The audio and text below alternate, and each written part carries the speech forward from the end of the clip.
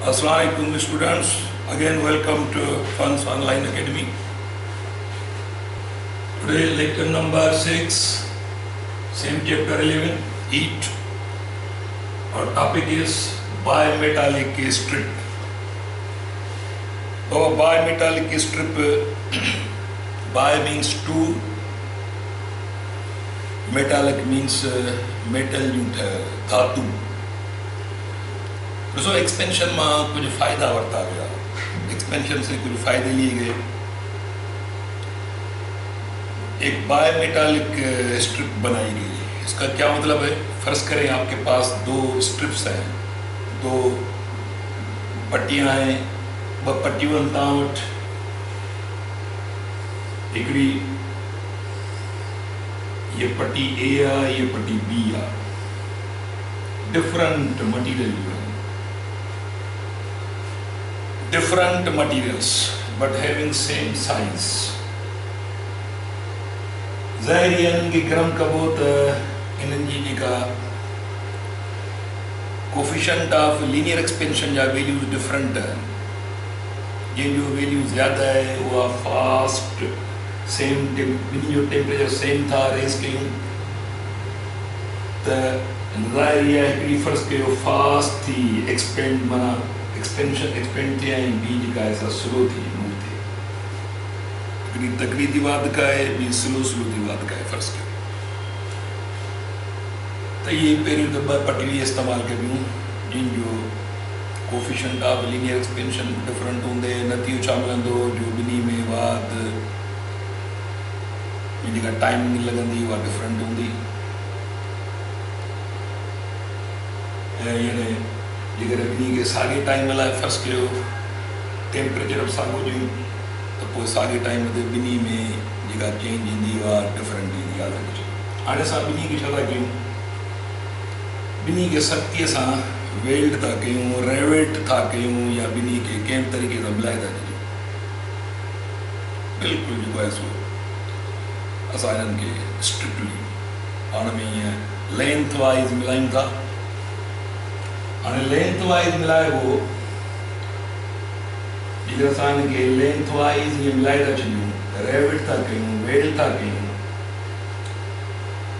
त पोइ हीअ जेके ॿई पट्टियूं आहिनि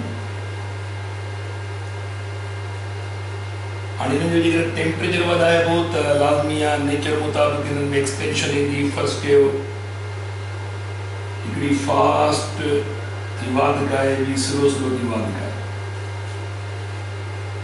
नतीजो छा मिलंदो, जेका फास्ट वाध खाए थी उहा हिन ते ज़ोर लॻाईंदी, जेका स्लो थी वाध खाए माना फास्ट वारी स्लो ते ज़ोर लॻाईंदी त मूंसां गॾु फास्ट हल,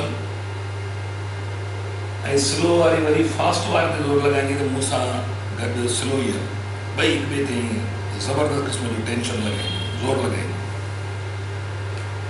नतीजो छा मिलंदो, नतीजो हीउ मिलंदो त इन टेंशन जे करे हिन में बेंड ईंदो. बेंड कहिड़े क़िस्म जो ईंदो, माना अहिड़े क़िस्म जी बेंडिंग पैदा थींदी, माना इहा स्ट्रिप जेका आहे त हीअ बेंड थी वेंदी, हीअ बेंड थी वेंदी, माना हिन में इहा बेंडिंग ईंदी. बेंडिंग जेका फास्ट वधंदी उहा जेका बेंडिंग थी आहे, हीअ बेंडिंग जो आउटवर्ड आहे, बेंडिंग जो इनवर्ड आहे. तो इनवर्ड वाले पासे जेका आहे सा उहा हूंदी, उहा स्ट्रिप हूंदी जेका स्लो वाध थी खाए, ऐं जेका ॿाहिरि हूंदी उहा जेका फास्ट वाध थी खाए. अहिड़े क़िस्म जी इहा बेंडिंग पैदा थींदी. गरम करण सां, टेम्परेचर करण सां हीअ बायोमेटालिक स्ट्रिप आहे, ॿिनि पटियुनि जी ठहियल स्ट्रिप आहे. इहा हाणे एक्सपेंड थियूं थियनि पियूं, पर जेॾीमहिल पाण में मिलाइबो त एक्सपेंशन जे करे हिक ॿिए ते टेंशन छॾींदियूं. नतीजे तौरु भाई हिक ॿिए सां गॾु नथियूं हलनि, हिक ॿिए ते ज़ोर लॻाईंदियूं, नतीजे तौरु इहा बेंड थी वेंदी आहे पटी. वरी जेकर हिन जो टेम्परेचर लो कबो त रिसाइकिल वरी इहा साॻी वापसि ईंदी. त हाणे हीअ आहे तव्हांजी बायोमेटालिक स्ट्रिप. त बायोमेटालिक स्ट्रिप तव्हां वञो पंहिंजे बुक जे पेजिस में, हुनजो तफ़सील तव्हां वटि हिकु त हाणे बायोमेटालिक स्ट्रिप मां हिनखे यूज़ कयो वियो मुख़्तलिफ़ यानी शयूं ठाहियूं वयूं जीअं थर्मोस्टेट, बायोमेटालिक थर्मोस्टेट। असां हाणे हिनखे पटीअ खे यूज़ कंदासीं। बायोमेटालिक थर्मोस्टेट में इहा कीअं थी इस्तेमालु थिए ऐं थर्मोस्टेट अचो त थर्मोस्टेट खे डिस्कस कयूं, जंहिंमें बायोमेटालिक स्ट्रिप जो हिकिड़ो मेन किरदारु आहे, मेन रोल आहे।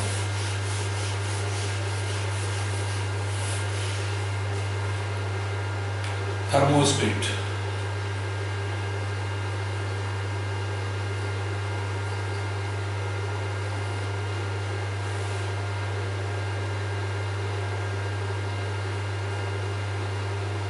it is a device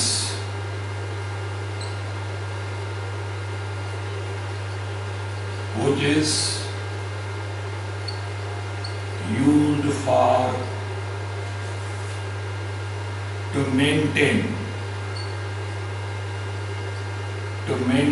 the temperature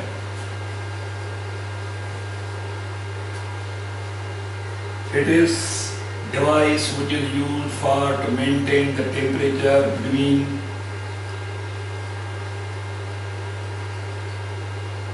between the two limits,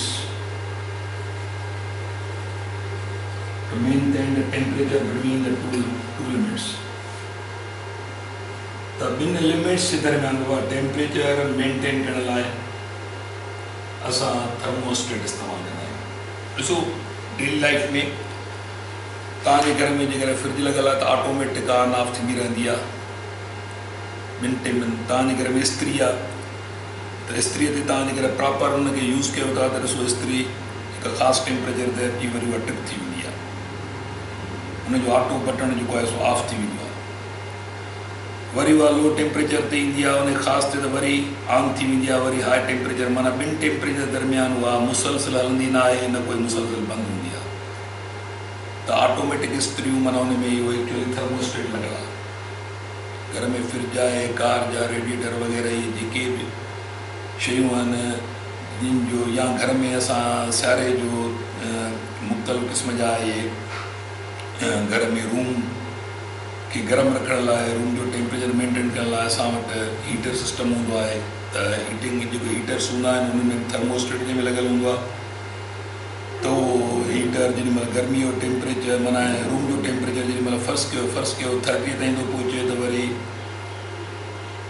उहो जेको असांजो हीटर आहे उहो ऑफ थी वेंदो, वरी टेम्परेचर लोअर जो थो वञे, फर्स्ट कयो वरी 20 ते थो पहुचे त वरी उहो ऑन थी थो वञे, वरी मिसाल 30 ते थो पहुचे त वरी ऑफ थी थो वञे, वरी 20 ते थो पहुचे त ऑन थी थो वञे। माना टेम्परेचर ॿिनि हदुनि जे दरमियान थो रहे, 30 खां वधीक हूंदो, मिसाल 20 खां घटिजी हूंदो। अहिड़े नमूने सां लाज़मी न आहे त 20-30 इस्तेमालु कयूं, माना ॿिनि लिमिट जे दरमियान टेम्परेचर मेंटेन थो रहे।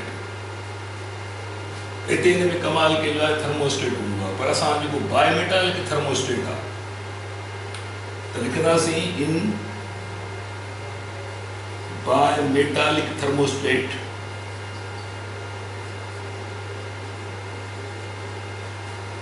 in bimetallic thermostat in which bimetallic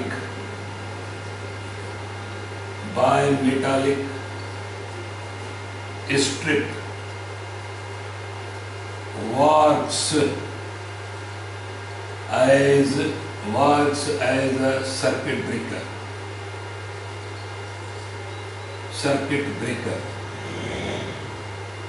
works as a circuit breaker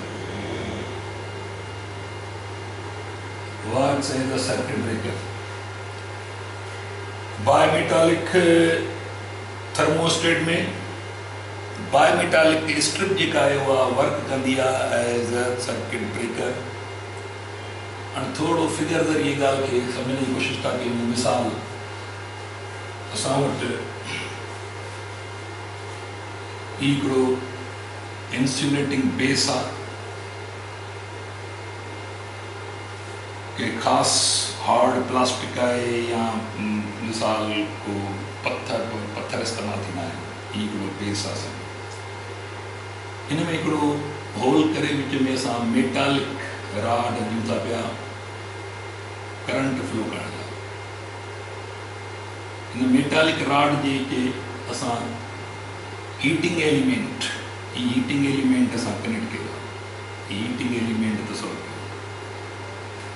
heating element मां हिनखे रेड कलर दिया हीटिंग एलिमेंट आहे फर्स्ट कयो।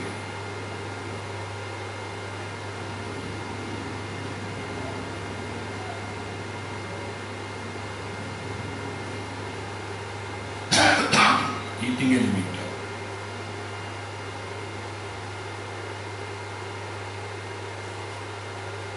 ॾिसो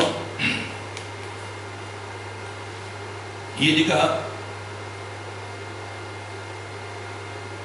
मेटालिक रॉड आहे मथे हिकिड़ो ॿियो बेस आहे।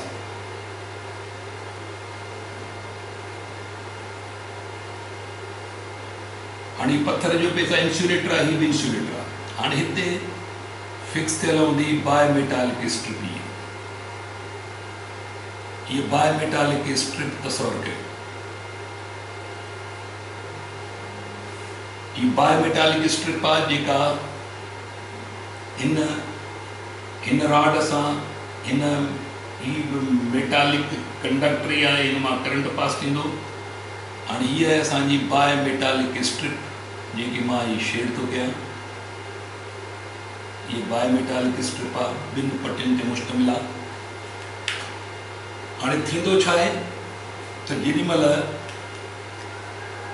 हिते असांजी तार कनेक्ट हूंदी, हीअ तार आहे ऐं ॿी तार असांजी हिन हीटिंग एलिमेंट जे छेड़े सां कनेक्ट हूंदी। इहे ॿई तारूं आहियूं असांजी। हाणे ॾिसो आहे थिए छा थो। हीउ सॼो सिस्टम असांजो इस्त्री में लॻियल हूंदो आहे। ये असांजी इस्त्री आहे फर्स्ट।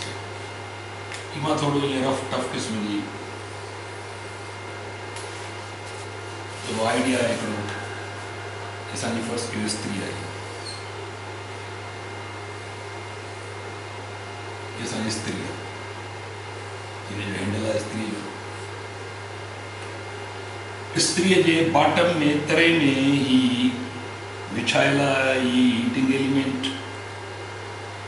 ज़ाहिर आहे हीटिंग एलिमेंट जेकॾहिं तव्हां करंट वेंदो, करंट पास थींदो, करंट वेंदो, इहो करंट हीअ जेका बाय मेटालिक स्ट्रिप आहे करंट इन मां पास थींदो, छाकाणि जो इहा पाण मेटल आहे।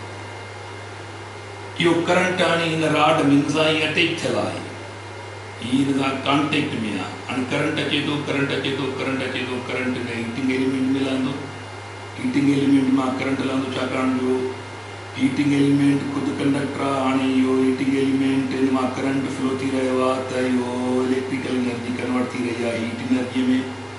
इहो करंट वापसि थो अचे। मिसाल हाणे ज़ाहिर आहे हीटिंग एलिमेंट जो टेम्परेचर हाई थींदो त हीअ सॼी इस्त्री बि ख़ुदि पाण ख़बर आहे त लोह जी मेटल जी ठहियल हूंदी आहे। इहो साॻी हीट हेसि ताईं पहुचे थी हिन बाय मेटालिक स्ट्रिप ताईं हीट पहुचंदी। ऐं बाय मेटालिक स्ट्रिप जी हाणे नेचर छा थी वई, जो बाय मेटालिक स्ट्रिप उहा बाबा कंहिं ख़ासि टेम्परेचर ते इहा बाय मेटालिक स्ट्रिप जेका आहे सा बेंड थींदी। इहा बेंड जो थींदी त लाज़मी आहे हिन पंहिंजे कनेक्शन खे कॉन्टेक्ट खे डिस्कनेक्ट थींदी। माना इहा हिन पंहिंजे कॉन्टेक्ट खां छिनी पवंदी, पंहिंजो कॉन्टेक्ट छॾे ॾींदी, गैप अची वेंदी। माना इहो सर्किट ब्रेक थी वियो। माना हाणे करंट पास न थींदो, एलिमेंट मां करंट स्टॉप थी वियो, नतीजे तौर टेम्परेचर हाणे लो थींदो। वरी जेॾी महिल टेम्परेचर लो थींदो त लाज़मी आहे नेचर मुताबिक़ वरी वापसि ईंदी, वरी हिन ते टच कंदी त वरी करंट शुरू थी वियो, वरी हीटिंग एलिमेंट ऑन थी वियो। वरी उन ख़ासि टेम्परेचर ते जेॾी महिल पुॼंदी त वरी हीअ बेंड थी, वरी हिनखे कॉन्टेक्ट खे छॾे ॾींदी, नतीजे तौर वरी करंट ऑफ थी वियो। माना हाणे अंदरि सॼो कमु इहा बाय मेटालिक स्ट्रिप इहा वर्क करे रही आहे, पंहिंजो कॉन्टेक्ट बहाल करे रही आहे, कॉन्टेक्ट टोड़े रही आहे। माना सर्किट बहाल थी वियो, सर्किट ब्रेक थी वियो। इहो सॼो सिस्टम जिथे बि बाय मेटालिक सिस्टम लॻियल आहे, यानी थर्मोस्टेट सिस्टम लॻल आहे ऐं उहो जेकॾहिं बायोमेटालिक स्ट्रिप उन में इस्तेमालु थियल आहे त हीउ फंक्शन थी रहियो आहे जिते किथे यादि रखिजे त मेन किरदारु हिन बायोमेटालिक स्ट्रिप जो आहे जेका हिते इस्तेमालु थी रही आहे एज़ अ सर्किट ब्रेकर बाक़ी एज़ होल हिनखे चइबो आहे थर्मोस्टेट ओके इहो हिकिड़ो सिंपल आइडिया इहो पंहिंजे बुक में पैराग्राफ जेको लिखियलु अथव उनखे थोरो स्टडी करे छॾियो इहो तव्हांजो बायोमेटालिक थर्मोस्टेट जंहिंजो कमु आहे ॿिनि लिमिट जे दरमियान टेम्परेचर बहाल करणु मेंटेन करणु ऐं उन में जेका बायोमेटालिक स्ट्रिप आहे उहा यूज़ थी रही आहे एज़ अ सर्किट ब्रेकर उन खां पोइ next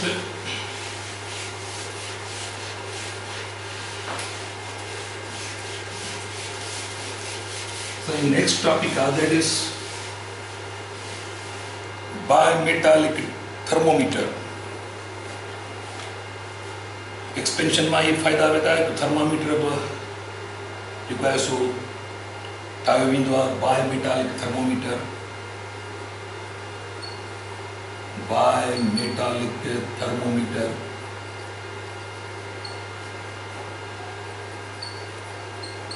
bimetallic thermometer once again खास रिक्वायर्ड लेंथ जी जेका सा स्ट्रिप इस्तेमाल कई वेंदी आहे पर इहा हूंदी बायोमेटालिक स्ट्रिप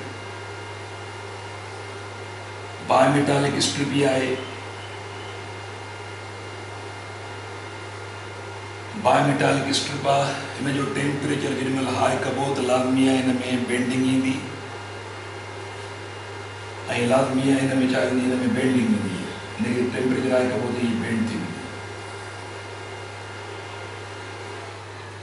पर इन जी बेंडिंग खे असां थोरो स्पेशल था ॾिसूं पिया इन जी बेंडिंग हाणे जेॾीमहिल असांखे थर्मामीटर ठाहिणो आहे त पोइ छा करिणो पवंदो पोइ असांखे बाबा बाक़ाइदे हिकु फ्रेम ठाहिणो पवंदो आहे हुन फ्रेम में असां छा कंदासीं जो हिन जी स्ट्रक्चर ज़ाहिर असां टेम्परेचर रिक्वायर्ड टेम्परेचर रूम माना रिक्वायर्ड टेम्परेचर लैब जो जेको हूंदो जिते ही शयूं सभु ठहंदियूं आहिनि मिसाल मां 0 डिग्री सेल्सियस ते छा थो कयां 0 डिग्री सेल्सियस ते मां हिन जी स्ट्रक्चर तब्दील करे हिनखे क्वाइल्ड सूरत थो ॾियां पियो हाणे हिनखे क्वाइल्ड सूरत कीअं थो ॾियां पियो जो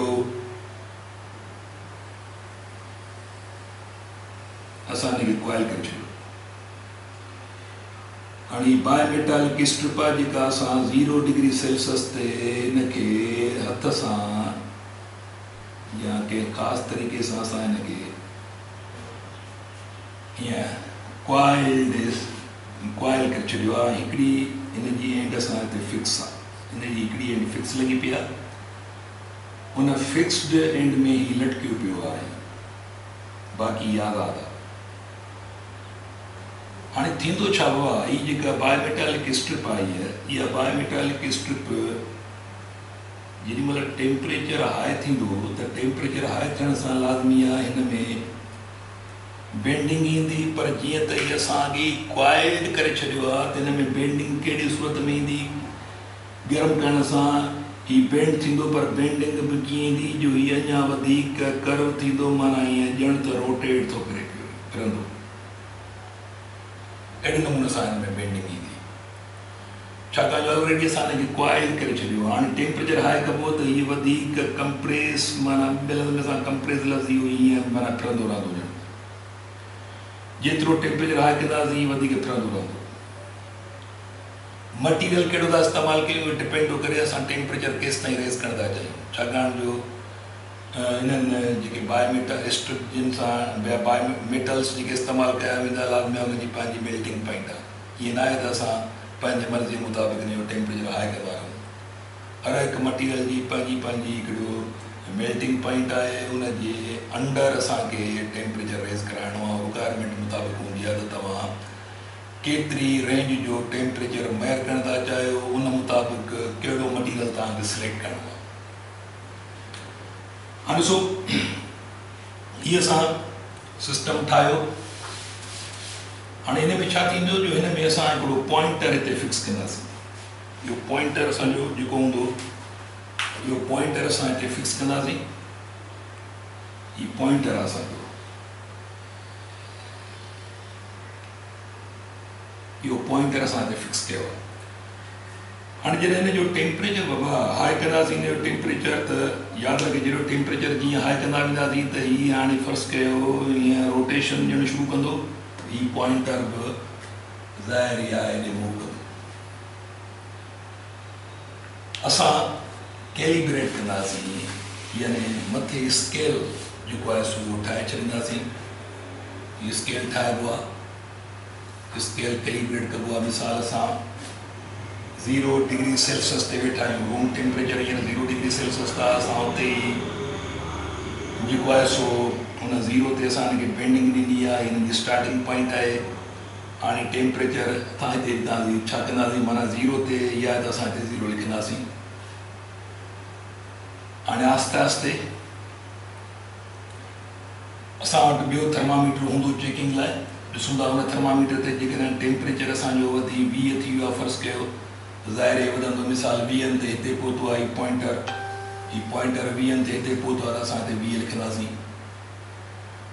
पॉइंटर हू ॿियो थर्मामीटर असांखे ॿुधाए थो पियो त टेम्परेचर जेको आहे सो 40 थियो आहे त ही बि रोटेट कंदो, हिते पहुतो आहे हिन पोज़ीशन ते पॉइंटर, त असां हिते छा लिखंदासीं 40।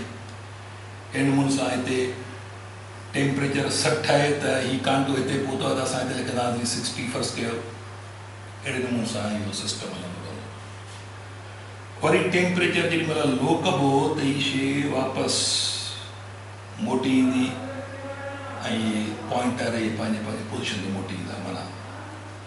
त अहिड़े नमूने सां इहो बायोमेटालिक थर्मोमीटर जूं बुनियादी शयूं आहिनि। इहे वधीक तफ़सील में कोन था वञो, पर बुनियादी तौरु ॾिसो त एक्सपेंशन बायोमेटालिक स्ट्रिप आहे, हुन में एक्सपेंशन जी टेंशन थो पैदा थिए ऐं शयूं बेंड थियूं थियनि पियूं, स्ट्रिप बेंड थी थिए पई, पर क्वाइल स्ट्रक्चर आहे उहा हिनखे फेरो थी ॾिए, वधीक बेंडिंग जी फेरे जी सूरत में थी पैदा थिए, न थिए थोरो पॉइंटर फिक्स आहे, इहो पॉइंटर फिरंदो रहे। हिन सॼे खे हिन फ्रेम में बंदि करे ख़ासि माना इहो तव्हांजो बायोमेटालिक थर्मोमीटर ठही वियो। त मुख़्तलिफ़ रेंज जो टेम्परेचर मेयर करण लाइ मुख़्तलिफ़ कंडीशन में इस्तेमालु थींदा आहिनि बायोमेटालिक थर्मोमीटर्स। हुन खां पोइ